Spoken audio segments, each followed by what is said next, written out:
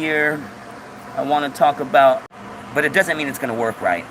I had a customer that came in the other day with a 1970s, mid-70s Dodge Ram truck, and swapped out the engine actually, and they put in the 5.3 liter Chevy engine, and they remodded the compressor to be on top and stuff, because usually the compressors on the 5.3s are on the bottom passenger side. Those end up being on the top. It was a different style of compressor. They had hoses made it and stuff like that. So, you know, so it was pretty nice. But the only thing they didn't replace was the condenser. It was the original condenser, and they vacuumed and recharged the system with R134A. The only problem is that when you do that, you have to replace your condenser as well, and you have to look for an R134A1. They sell stuff at certain AC stores that, you know, when you're trying to rebuild your own parts and put other parts in there, you can have hoses made for these and all that. So that's what he did. He went and found one that would fit for the kit that he had, actually. So, and we recharged it with R134A, and much better.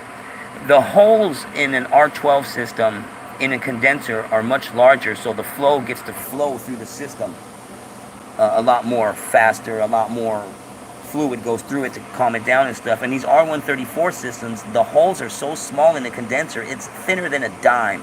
So imagine, even if you have one little plug up inside one of those holes, you're going to have an AC issue. It's going to put too much high pressure, and every time you come to a stop or something like that, it's not going to blow ice cold air.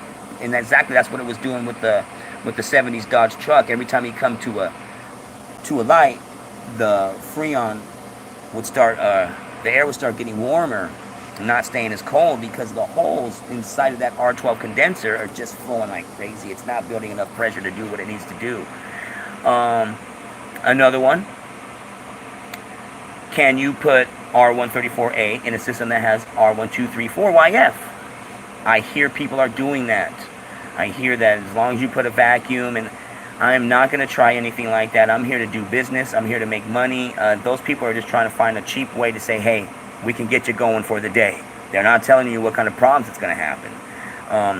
So I wouldn't recommend trying that at all. Just to save a few bucks, not worth an $600-700 AC kit that you'll end up buying, because the guy that put the AC in there is not paying for any of that.